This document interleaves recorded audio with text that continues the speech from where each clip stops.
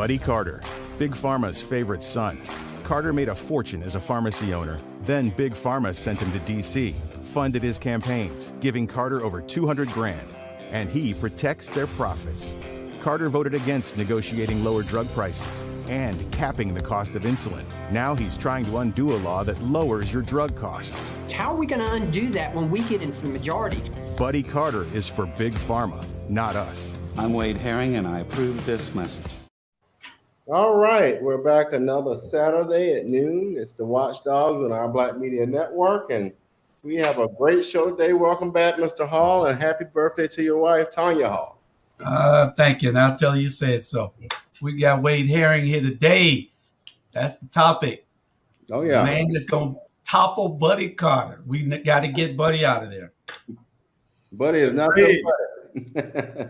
Go ahead, Wade. How are you? I'm good. We're excited. We're in this final stretch to Election Day. Early voting starts Monday. We're encouraging everyone to go ahead and vote. If you can vote in person, vote in person. I know, a lot of people like to wait until Election Day. Traditionally, I have, but I plan to vote Monday because we don't want any problems. We don't want anybody trying to say you did it wrong or what have you. So everyone in the district, everyone in our state knows the importance of this election. So let's get out the vote and let's vote as soon as you can starting Monday. That's correct. I know I'll be one of the first ones there. First thing Monday morning, I vote early every time so I can get it out of the way because I'll be having too much to do. And you might get caught up in something on Election Day. So we ask everybody to go and vote early. That's right. And so, I think, Wade, your signs behind you kind of tell us what you're doing. But for those who may not see the sign or who may be visually impaired, if you could tell us, what you're running for and what your plan is. Sure. So I'm a Democrat. I'm running for Congress. That's United States House of Representatives in Georgia's 1st District. The 1st District is the entire coast of Georgia from the South Carolina line to the Florida line, and it goes as far west as Waycross, Jessup, and Baxley. It's 15 counties. It's a big district. Buddy Carter is the Trump Republican incumbent. He's been in office for 8 years. He wants to be in office for 10 years, and our goal and what we will do is deny him that opportunity and retire him this November. And I will do that with everybody's help and everybody turning out to vote. I think the people in our district recognize that we don't have anyone in Washington right now who represents us, and we need to make a change. And that's why I'm running, so that this district, all 765,000 people in this district, have somebody who represents all of us and each of us. Awesome. So what inspired you to run, Wade?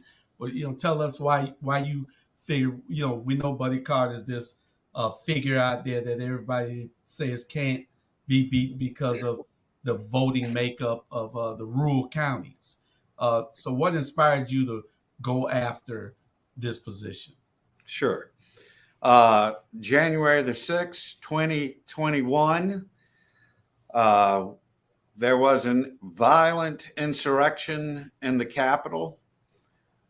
It's not a coincidence. It was on that day. That was the day that the electoral vote was to be certified. It was clear to me that day it was premeditated. It was organized. There was nothing spontaneous about that. And we know more clearly now that indeed it was organized. It was planned ahead of time. I could not believe that something like that would happen in our country. Left work early that day, something I rarely do, and my wife and I anxiously watched television that evening to see what would happen to the future of our country. And the camera went over to the House side, and there 6 representatives from the state of Georgia stood up to vote to overturn the election. Right on the front row was Buddy Carter, standing next to Marjorie Taylor Greene. Buddy Carter, every member of the military, every employee of government takes an oath, a sacred oath, to protect and defend the Constitution. That's the House of Representatives' primary job. And he failed to do his job. He broke his sacred oath. He broke his promise.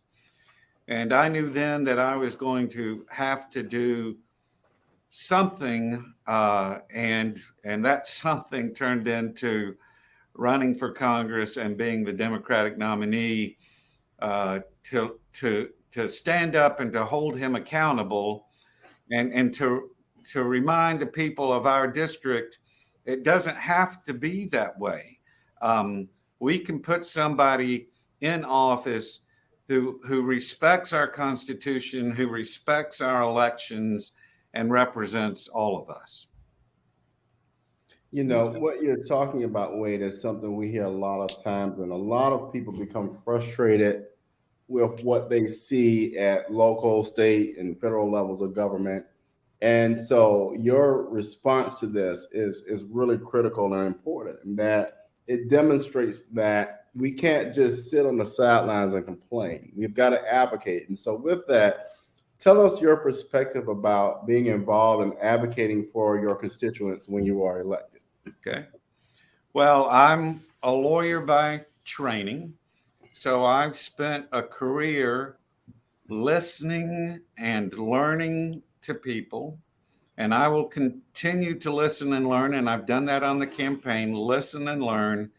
And then, though, you got to act, and you got to help solve problems. It's not you got to turn that listening and learning into action and legislation and votes.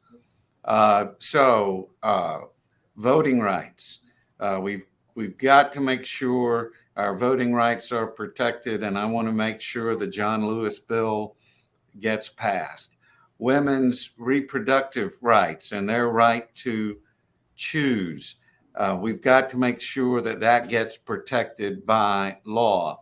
Mr. Carter wants to criminalize abortion without exception, including no exception for rape, incest, or life of the mother. That's not just wrong, it's dangerous, and it's cruel. And more broadly, affordable, accessible health care for all of us in the district. We know about underlying conditions now because of the pandemic in our part of the world. That's obesity, hypertension, and diabetes. We can do a better job of managing those conditions and preventing them, so we live longer, healthier lives, and we bring down everybody's healthcare costs. Mr. Carter opposed the ability of Medicare to negotiate drug prices, opposed the cap on insulin for our seniors, opposed the out-of-pocket cap for our seniors. And as pointed out in the ad that my campaign has produced and put up on television, he said he wants to reverse those successes that we owe thanks to Reverend Warnock and Senator Ossoff, among others. But Buddy Carter has said out of his own mouth, he wants to reverse that, and he's especially interested because he's a pharmacist in raising drug prices. So voting rights and healthcare would be at the forefront of what I'm advocating for the people of our district. There are other issues, but those are the two top priorities for me. Okay. Well, we know Buddy Carter supported many interesting aspects that are very concerning, and the election deniers. Those guys, and they're popping up all over the country now. These elections, a bunch of them are running for office, and and we have to be able to get candidates such as yourself in the office, because if we don't, then we have people that'll nullify elections if their candidate, if their party doesn't win, or if their candidate of choosing doesn't win. So we got to get people in there that's want the country to continue to be a country that the world can look at. You know, that shining beacon, that the democratic country that everybody can participate and elect the people fairly and squarely. With these new people that are election deniers, I know. What's your thought on that? When it comes to these candidates all over the country that are running as election deniers? Well, it's frightening, quite frankly. And again, we're at a place in our history that I never thought that we would see.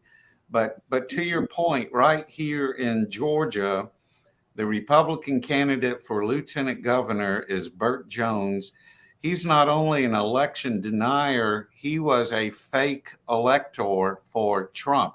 And he flew up to Washington on his daddy's plane to be in Washington on January the 6th.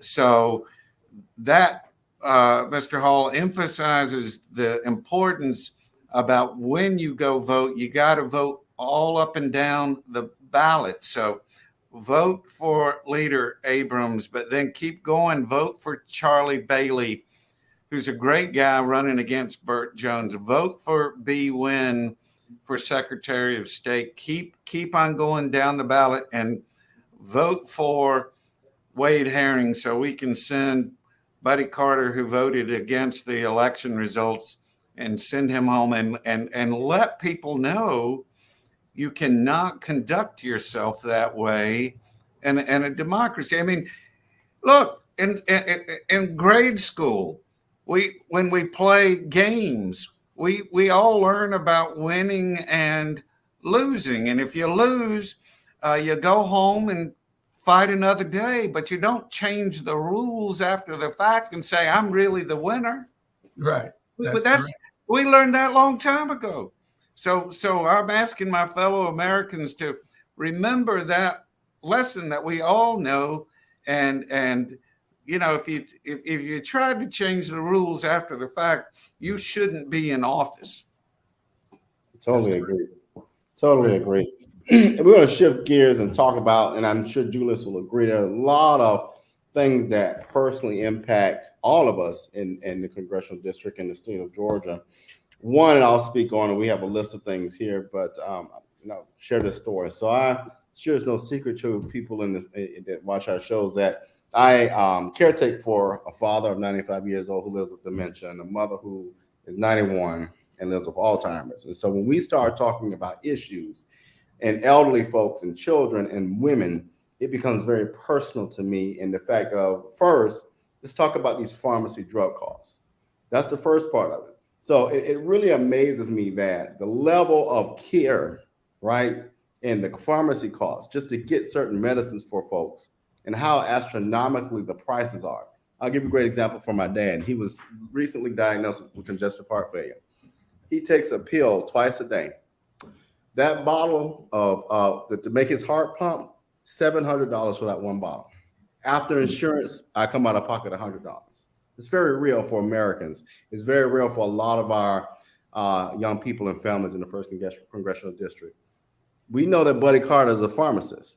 As we saw in the commercial, they're paying for his campaign. Tell us how you're going to change that, because I know you will, and you've done your homework. So I'd love to hear your idea on that one. Sure. So and let me just interject that it's very personal for me. I have a mother who's 86 years old. I'm blessed she's still alive, but she's in a skilled nursing facility, and I'm the one that makes sure that her bills get paid, and I'm the one that sees what's still left over after Medicare. And I want her to be in this world with her family as long as possible, but I also worry about running out of money for mom. So it's a real personal issue for me, and I know that many of us in the district and throughout the nation have that experience of a relative older or a relative with chronic diseases that has these really high prescription drug costs. So the first thing is we got to make sure that we send Democrats to the Congress that are going to keep in place the Inflation Reduction Act that has already passed, that allowed Medicare to negotiate, that allowed the cap on insulin for seniors, that allowed the out-of-pocket cap for seniors. And so it's going to mean out-of-pocket for seniors is capped at $2,000 annually. That's still a lot of money, but I know, for example, with my mom, it's going to save my mom money because right now her out-of-pocket per year is higher than that. Buddy Carter said, I want to reverse that.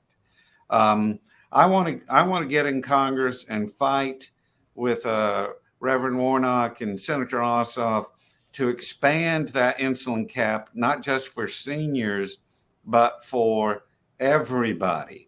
The number of drugs that's listed on the Medicare negotiation, quite frankly, is a limited number right now. I would like to see that list expanded. And, we here in the United States pay 2.5 to 3.5 times more for medication than the rest of the world does. That's wrong. So we can figure out how to continue to lead the way on research and development.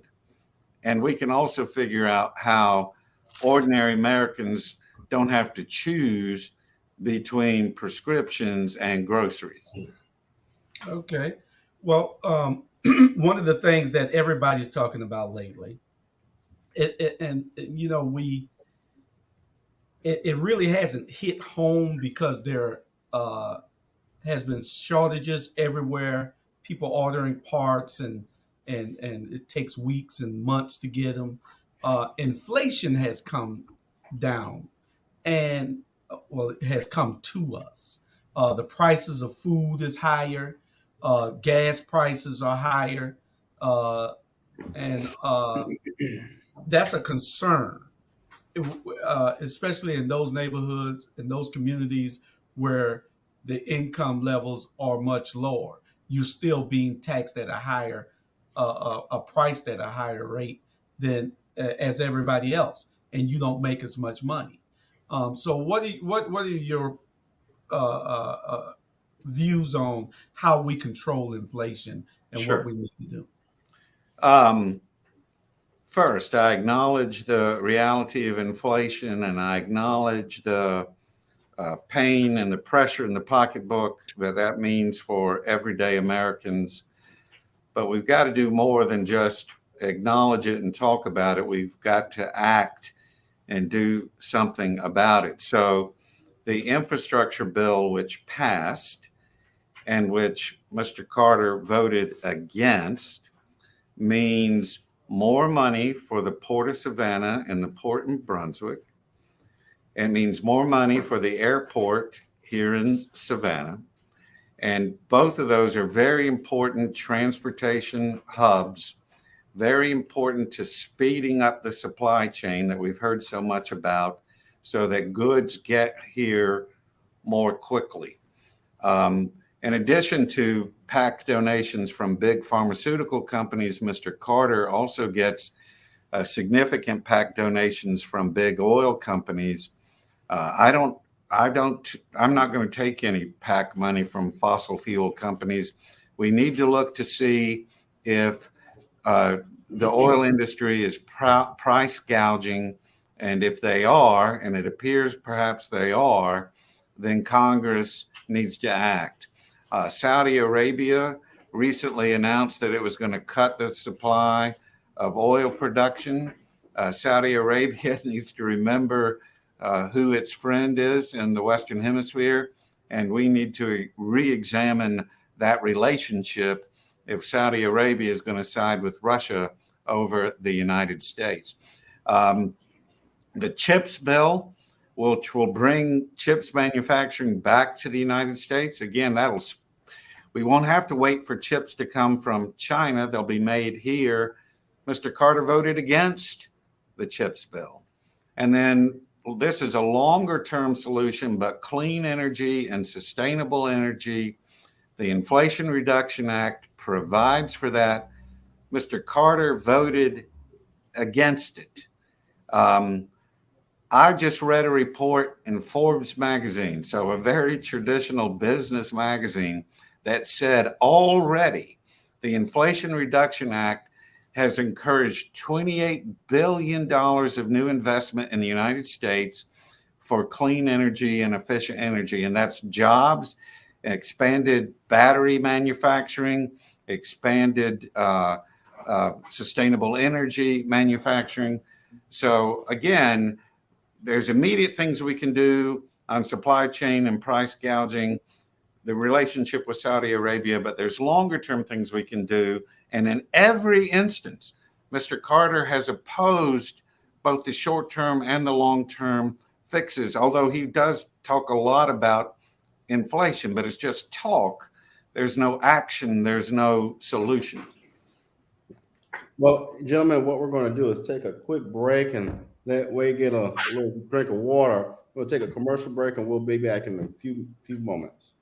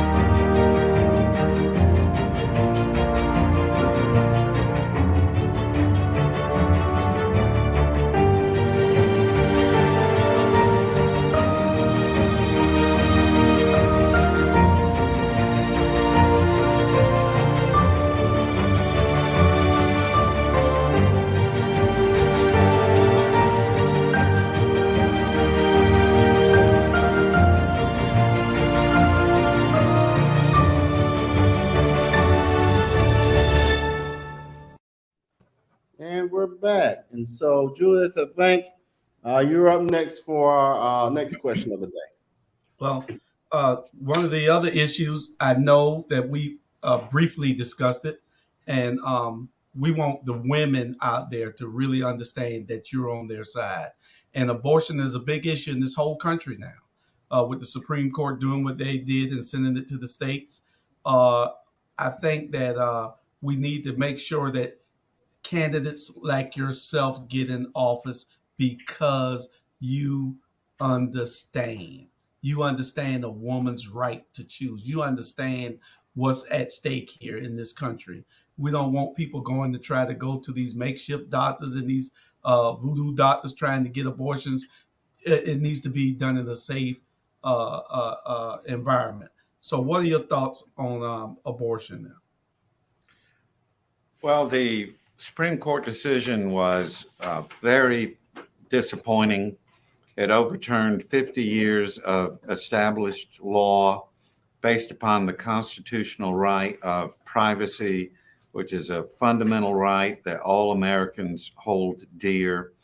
But since that Supreme Court decision, as you alluded to, the different states have taken different positions, including here in Georgia, passing and enacting the 6-week heartbeat bill. We need federal legislation passed by the Congress to protect a woman's right to choose and to restore that freedom that we've known for the last half century. It's fundamentally about American freedom. And who do you trust? I trust women to make the right decision for themselves. I don't think a politician should be deciding that healthcare, that fundamental freedom of healthcare decision for women. Politicians need to get out of that, and the law since the Supreme Court did what it did and states like Georgia have done what they've done, the law at the federal level should be that women have that fundamental right. Okay. And as we talking about rights, I think when you look at Roe v. Wade and voting rights and all of the rights that provide access, right, are under threat. And another one that's really important to me is when we're looking at voting. Really, it's important because I think what people have failed to realize with Brian Kemp and what he has done with the voting rights here in Georgia and the cheating with the purging of voters, but more importantly, the impact that it has on voting by absentee ballot. And again, when you have a 95-year-old, and as you said yourself, you have an elderly mom, their ability to vote is threatened. People who are disabled and unable to go to the polls, their ability to vote is threatened. So when it comes to voting rights, how do we approach this in a way that gives people access and not restrict access? Right. Well, you packed a lot in that question. Senate Bill 202, of course, passed here in Georgia in January of 2021. It was a reaction to the big lie. It was an unnecessary fix for a problem that didn't exist. And it impacts lots of people. It impacts the elderly, like your parents and mine. It impacts disabled people. It impacts working people. Someone may work 2 or 3 jobs. They don't have the time to get to the election from 7 to 7. The drop box issues and all of those things, some of the complications with absentee balloting. So again, at a federal level, we need to make sure that voting rights are protected. Yes, I want elections to be secure, but voting rights must be protected. And if you got a big problem, you still have to start somewhere. I would start with the John Lewis bill and make sure that John Lewis bill gets passed. That should be a bipartisan piece of legislation, but let's make sure we pass that and restore the Voting Rights Act to what it was before. Okay. Poverty and how affordable housing. What are your views on this? I mean, you have neighborhoods that are just being gentrified, and we have to find some place when people are moved out of their homes because the taxes are too high. They lost it because of some other reasons, unemployment or something, and we got to get some affordable housing. I would hope that once you get there, that you would work with HUD to see how we can, get back to where we used to be, where we can get people of low income affordable homes, affordable housing, because you don't see that anymore. Back in our day, we saw that, but now you see they're getting away from that. They had Section 8, but Section 8 vouchers, and it's a waiting list out of this world. We need to be able to build something so these people won't be homeless. What are your views on helping to decrease poverty and increase housing, affordable housing? Sure. So the current administration has already done a good job of increasing the level of tax credits and increase it for affordable housing and increasing investment in the housing trust fund. But those tax credits are important because that's how you encourage private development of affordable housing. And there's more that could be done, but again, we're in a crisis right now on affordable housing. I want to be that advocate in Washington that has those kinds of issues forefront of mind, and then is working hard to bring those funds and resources and information to our district over and over again, I have heard that Mr. Carter never calls our local elected officials to ask, how can I help and what can I do for you? Believe me, one of my first priorities next January, in addition to the conversations I've already been having, and I have been having those conversations, is to call up our local elected officials and say, what do you need and how can I help? But a big priority is going to be affordable housing, and to make sure that we've got a champion in Washington to bring those resources to our district. Before you ask the next question, Robert, would you be open to leading a delegation to or leading a having the charge of putting everybody in the same room? I know they have these meetings sometimes where they have the municipal meetings for all the cities in Chatham. But would you be interested in having the U.S. reps and the two senators and everybody from this region for Chatham in from the state delegation, the school board, the county commission, the cities from every city, and putting everybody in the room and let's find out how we can work together? Because I don't see these people talking, and they all work in silos, and they think that they can get things done that way. You can't. You got to be able to work together to get things done. So would you be willing to look at how you can do this and call this a quarterly meeting where you get all these people in the same room every time? Absolutely. I mean, the short answer is absolutely yes. I think the representative for our 15 counties should be a leader, should be a communicator, again, a listener and a learner, but also organize all of that talent and all of that energy and all of those constituents to see how we can work together. You mentioned silos. For those of us who live in Savannah and in the coast, sometimes that might be an issue that we've all seen before.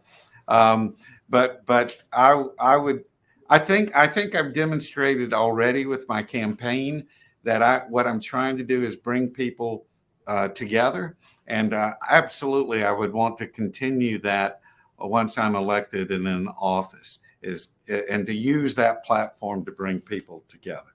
Okay, Rob. So, Julius, I'm going to change a little bit here, so don't kill me. But I want to talk a little bit about education, and I come from a family of educators. I myself have worked in education and higher education for well over 25 years in a number of roles. And in the first congressional district, what's really important is access to education, and more particularly post-secondary options. And so we have a number of technical schools. We have Georgia Southern University, which in my opinion is one of the best. You got Savannah State University. I see your orange tie there, which again is one of the best. But as we think about higher education, as we think about our technical school options, and our young children in childcare in Georgia, that's a loaded question, but you got plenty of time, and we'll give you all the time you need. How do we make this thing a little better for the people in Georgia in the first congressional district? Sure. Again, my family is a family of educators. My grandmother in Walterboro, South Carolina, taught third grade. My mother taught 30 years in the public school system in Bibb County, Macon. My wife is a retired school teacher. She started her career here in Savannah at East Broad Elementary. My in-laws were educators in Bibb County and Peach County, which is the adjacent county to Bibb County and Macon. I had a beloved great aunt who taught second grade for 50 years, which blows my mind. So that's very, very important to me.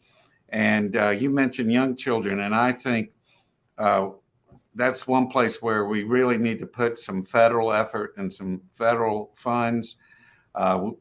Georgia's done pretty good job, but we don't have universal pre-K in Georgia.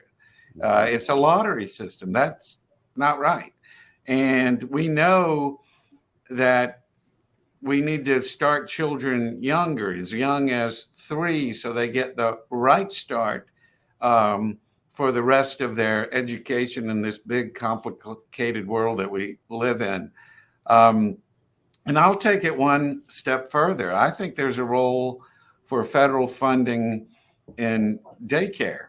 After the pandemic, daycare in our country is broken. It was in crisis before. It's broken now, and that's a family issue. That's an economic issue. If mother and daddy can't find safe, affordable care for their baby, they can't go work. So education, particularly for young children, is something that I've talked about consistently from the very beginning of this campaign, and that I will continue to fight for. I recently spoke with the superintendent of Chatham Schools, Dr. Levette. She's got a pilot program for 3-year-olds, but it's dependent upon a grant from a private company. And of course, the problem with grants from private companies is they run out, right? So we need to do a better job nationally to invest in education, particularly for young children. And I use the word invest very, very intentionally, because Mr. Carter is going to talk about reckless government spending. The man who made his money off of Medicare and Medicaid selling prescription drugs to nursing homes. But he's going to talk about reckless government spending. I'm talking about investing in the long term for this country, for our children and our children's children, so that they have the promise of America that the 3 of us had. Some promises have been broken. We need to do a better job. But education is a fundamental way that we invest in the future of this country and that we transform lives. And if I could, Julius, I'm glad you said that word investment, because we're either going to invest in children and developing them on the front end, or our investment turns into a prison investment on the back end. And let's talk about the economics of that. It's been a while since I've done the research on how much it costs to incarcerate somebody in the state of Georgia. And people play all kinds of games with these costs. But the last time I did the research, and this was a while ago, it cost $56,000 a year to incarcerate someone in the state of Georgia. That's a great college education, $56,000 a year. Right. So let's be smarter about how we use our precious resources, and let's be smarter about how we invest and take care of people. So we're dealing with those things on the front end and not on the back end. And I'm so glad you brought up that example, because it's healthcare, it's education, it's so many things. Let's address things on the front end, or we're going to be paying for broken on the back end. That's right. Okay, we're going to do this real quick. We're going to play this commercial one more time, and then what I want to do is, after we come back from your commercial, ask you about military veterans, because what happens is that the military, I have a bunch of military friends who say they vote Republican. They don't care who it is. They never look at what the issues are or anything. They just vote Republican because that's who gives them raises. So while we go to this 30-second commercial of yours, be thinking about what we're going to talk about on, you're going to tell the military families and veterans. All right? You got it? Oh, you got it. I got it. I got you. Buddy Carter, Big Pharma's favorite son. Carter made a fortune as a pharmacy owner. Then Big Pharma sent him to D.C., funded his campaigns, giving Carter over $200,000. And he protects their profits. Carter voted against negotiating lower drug prices and capping the cost of insulin. Now he's trying to undo a law that lowers your drug costs. How are we going to undo that when we get into the majority? Buddy Carter is for Big Pharma, not us. I'm Wade Herring, and I approve this message. Awesome commercial. Awesome commercial. Thank you. So address those military veterans and those military families on why they should be looking to vote for Wade Herring. Sure. We talked earlier about certain issues being personal. My dad was a captain in the United States Army. He was in artillery. He suffered a hearing loss because of that.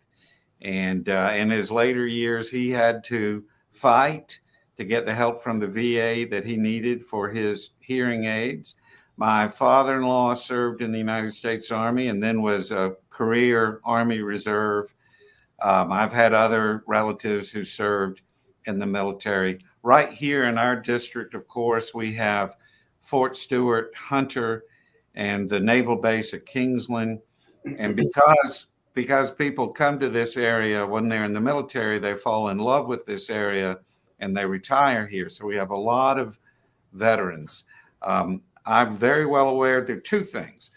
I believe in a strong military because that keeps the peace, but our men and women in uniform need to be taken care of. We should never hear about men and women in uniform having substandard housing on base. We should never hear that our men and women in uniform are having to get assistance or go to a food bank because they can't afford groceries. That's wrong. So we need to address that. And then our veterans need to get the healthcare benefits and other benefits that they've earned through their service.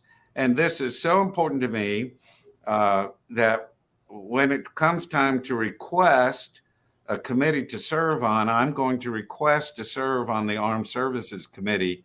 Doesn't mean I'll get it, but that's going to be my ask, because I recognize how important the military and veterans are to this district and to the families of this district, and I want to make sure they're taken care of. All right. Yeah. Well, and so Wade, I want to share something with our viewers, and I'm going to talk about marginalized communities. And in the first congressional district, we have a number of communities of color, especially African American communities. You were down in Ware County. You're well aware of what's going on down there. We got a young brother down there doing some great things. Primus Evans is doing some good things. But all of the issues we've talked about kind of impacts those marginalized communities. And what I'm impressed with is you and your team have done the homework. You've taken the time to listen, and it's evident that you are passionate. You understand those views. So I'm asking all our communities of color to stand 100% behind you, vote early, vote absentee ballot, but to vote for Wade Herring. But tell us what your plan is to really speak to and what you want to do to make sure that these marginalized communities understand that you are in their corner. Sure.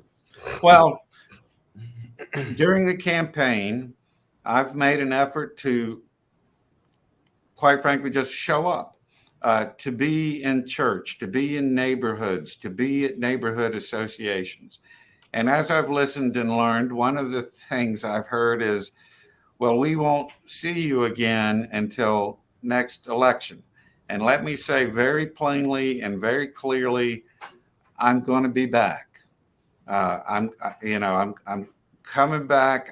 You're not going to have to wait 2 years. I'm going to be back. The Black Chamber, whatever it may be, I'm going to be there because I want to continue to listen and learn. That's who I am. And then the things that are important to me, voting rights.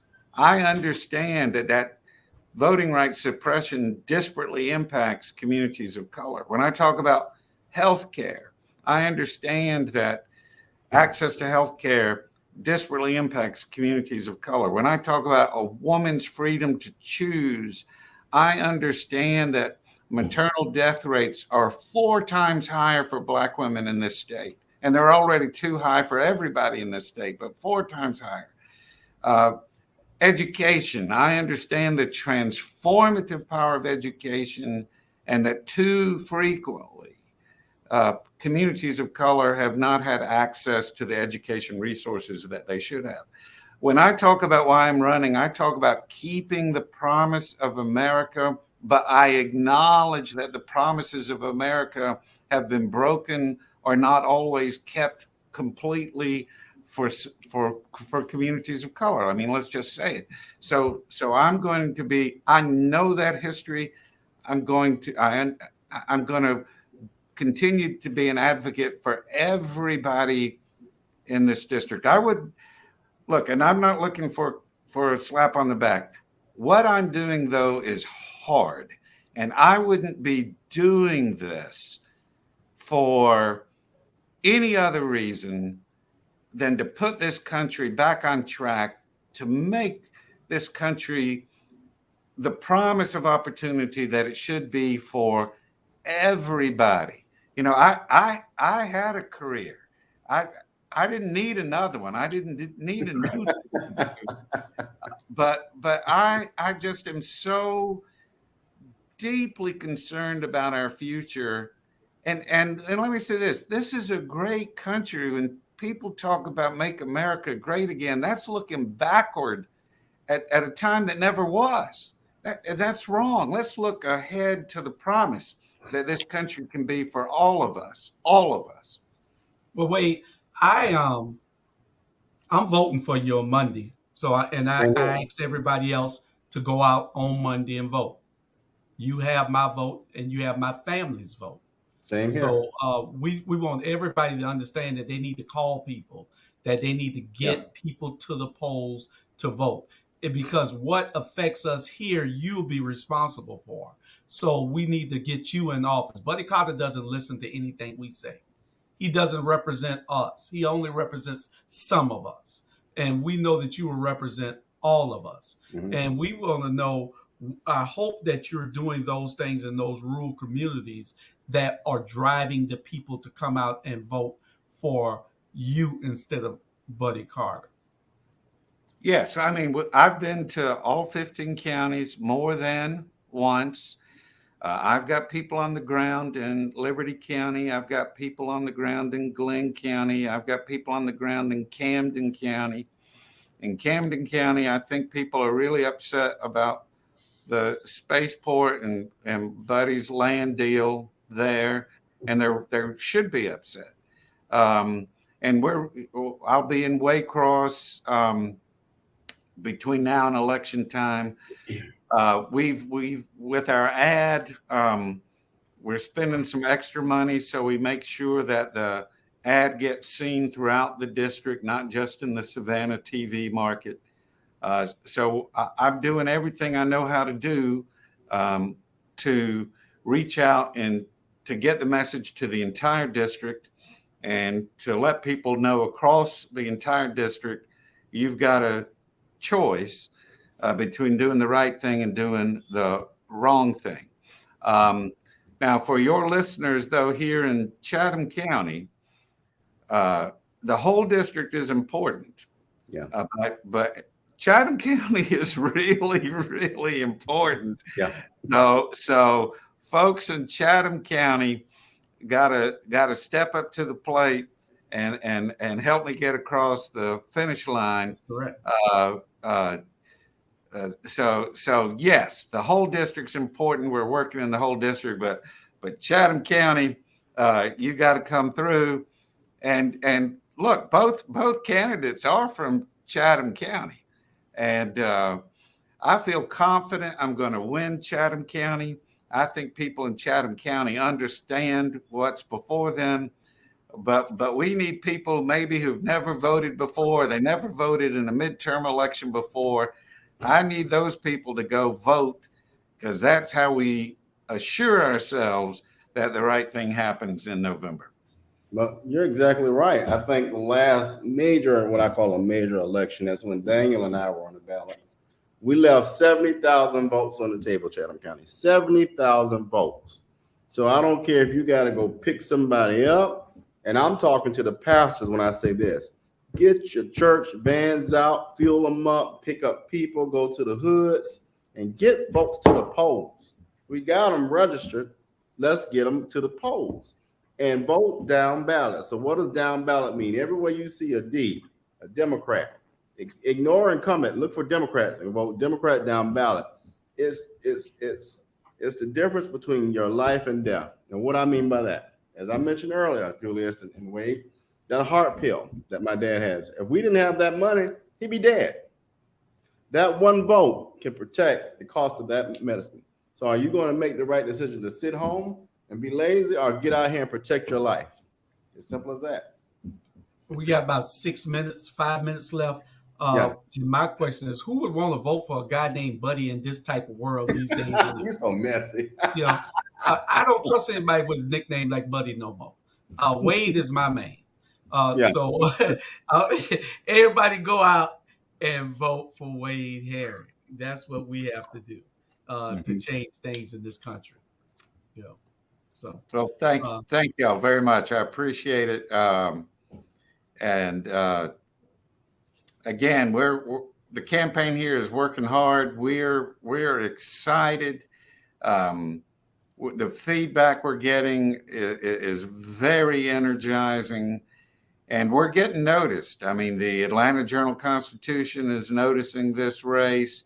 Georgia Trend magazine is noticing this race. The Savannah Morning News has started paying attention to this race. I want your listeners to know there are going to be 2 debates next week. Okay. October the 18th, the Atlanta Press Club, for the first time in decades, has picked up this race to include in the debate lineup. That'll be on Tuesday, and Georgia Public Television will carry that, and I'm sure there'll be a link that you can watch if you can't watch it live. And then on Wednesday, October the 19th, WTOC is going to have an in-studio debate. Mr. Carter wouldn't agree to a town hall public debate with me. I don't know what he's scared of, but we're going to have an in-studio debate on TOC at 7 o'clock, October 19th, and TOC has decided to carry it live. They were going to do a streaming thing, but they've decided to carry it live. So there'll be an opportunity for the voters to see us side by side and to hear what our views are about things.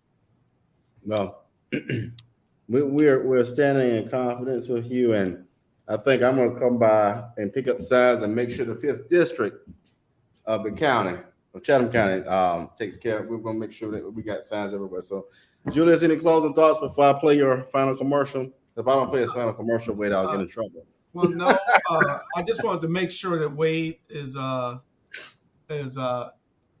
told the people everything, and he did that just now. And I was going to ask him to do a close, but he did it before I even asked him. Everybody needs to just go out and vote. They need to go out and vote. You can't vote but once, but go out and vote, and because we don't need those election deniers saying anything. So go out and vote, everybody. And we look forward to having you in. One other thing that I'd like to tell you, though, no matter what the outcome of this election, Mr. Herring, when it is over, we have a sit down, and you, me, Robert, Nick, we all need to sit down and have a conversation. All right. Well, thank you for this opportunity, and thank you for your support. And folks, let's get it done. Early voting starts October 17. Election day is November the 8th. Wade Herring for Congress, and we're going to make history. We're going to make history and change this district and keep that promise of America for the people of the 1st District. Let's go, Wade. All right. All right. See y'all. Go ahead, Rob.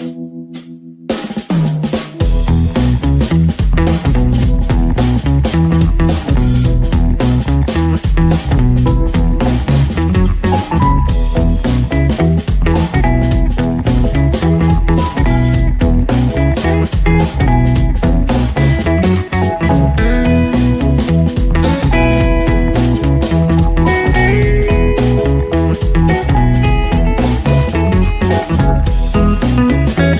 you.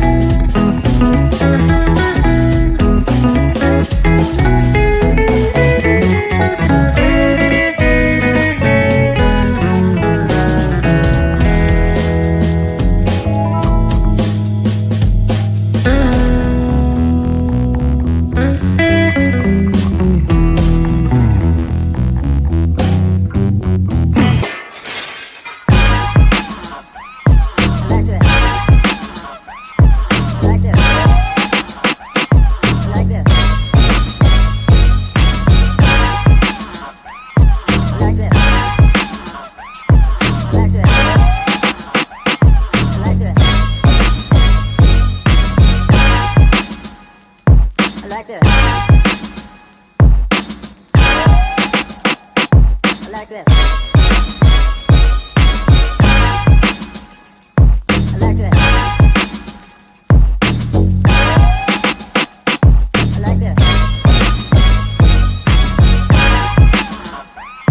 I like this. I like this. I like this.